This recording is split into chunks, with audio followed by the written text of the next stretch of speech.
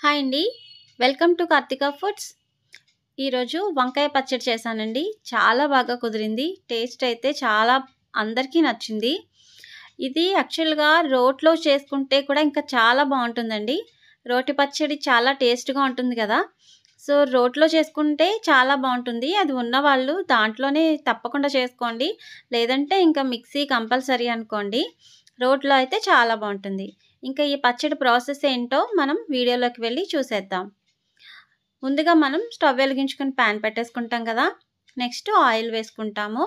Oil heat అయిన తర్వాత దీంట్లోకి మనం ఇప్పుడు పోపులేం వేసుకోమండి. జస్ట్ పచ్చిమిరపకాయలు నేను ఒక 6, 7 తీసుకున్నాను. కారం ఇంకా ఎక్కువగా కావాల్సిన వాళ్ళు ఎక్కువ తీసుకోవచ్చు. దీనికే చాలా కారం పడింది. సో, అందుకని ఇవైతే సరిపోతాయి. కొంచెం ఒక 5, 6 వెల్లుల్లి రెమ్మలు, ఒక స్పూన్ ధనియాలు. ఈ ఆయిల్‌లో ఈ కరివేపాకు కూడా వేసుకొని ఇవన్నీ కొంచెం ఫ్రై చేసుకోవాలి.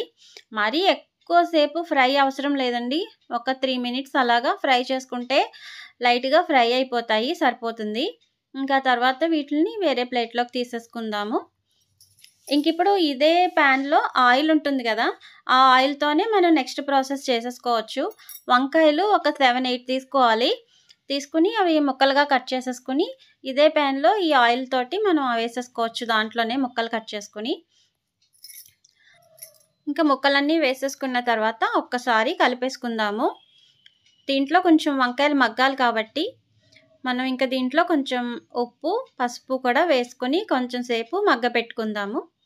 అంటే ఎక్కువ ఉప్పు కాదు. కొంచెం మనం ఈ వంకాయలు మగ్గే వరకు కొంచెంగా సాల్ట్ వేసుకుంటే త్వరగా మగ్గిపోతాయి గదా! అందుకని కొంచెం సాల్ట్ వేసుకొని, పసుపు వేసుకుంటే ఫాస్ట్‌గా మగ్గిపోతాయన్నమాట. చూసారా? ఇప్పుడు ఈ విధంగా మగ్గిపోయాయి. ఇప్పుడు దీంట్లో మనం ఒక 2 టమాటాలు కట్ చేసి వేసుకోవాలి. ఒక 7, 8 వంకాయలకి 2 టమాటాలు వేసుకున్నానన్నమాట. టమాటాలు కొంచెం లేట్‌గా వేసుకోవాలి. వంకాయలు కొంచెం మగ్గిన తర్వాత. ఎందుకంటే కొంచెం ఫాస్ట్‌గా మగ్గుతాయి. అందులోనూ కంప్లీట్‌గా మగ్గాల్సిన అవసరం లేదు. టమాటాలు కొంచెం మగ్గితే సరిపోతుంది. ఎందుకంటే కంప్లీట్‌గా మగ్గితే స్వీట్‌నెస్ వచ్చేస్తుంది. అందుకని మనం ఈ విధంగా మగ్గించుకుంటే సరిపోతుందనమాట. ఇప్పుడు దీంట్లోకి మనం ఇందాక ఫ్రై చేసుకున్న ఐటెమ్స్ అన్నీ వేసేసుకొని ఒకసారి టమాటాలు, వంకాయలతో పాటు ఈ పచ్చిమిరపకాయలు ఇవన్నీ అన్నిటికీ ఇంగ్రీడియెంట్స్ అన్నీ పట్టుకునేలాగా ఒక్కసారి 2 మినిట్స్ కలుపుకుందాము. కలుపుకున్న తర్వాత మనం స్టవ్ ఆఫ్ చేసేసుకోవచ్చు. స్టవ్ ఆఫ్ చేసుకున్న తర్వాత మనం ఈ పచ్చిమిరపకాయలు మిక్సీలోకి విడిగా తీసేసుకుంటాం అనమాట. ఒక్కొక్కటి విడివిడిగా తీసుకుంటాం.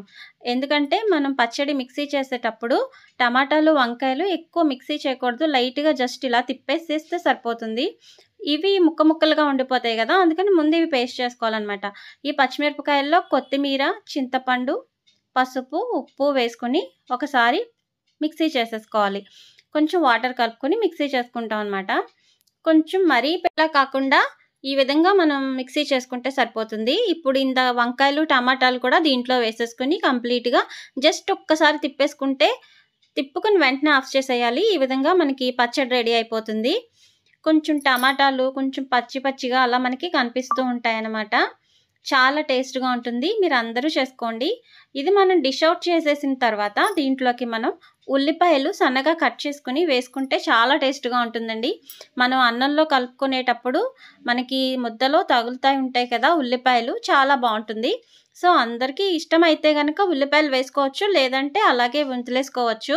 దీనికి పోపు అది ఏం అవసరం ఉండదండి. ఇలాగే బావుంటుంది. పోపు పెట్టుకోవాల్సిన అవసరం ఉండదు. చూసారు కదా! ఈ టమాటా వంకాయ పచ్చడి మీ అందరికీ నచ్చిందనుకుంటున్నాను. కంపల్సరీ ట్రై చేయండి. చాలామంది ట్రై చేసే ఉంటారు. సో, ఈ వీడియో గనుక మీకు నచ్చినట్లయితే మన ఛానెల్‌ని సబ్స్క్రైబ్ చేసుకోండి. Thank you for watching.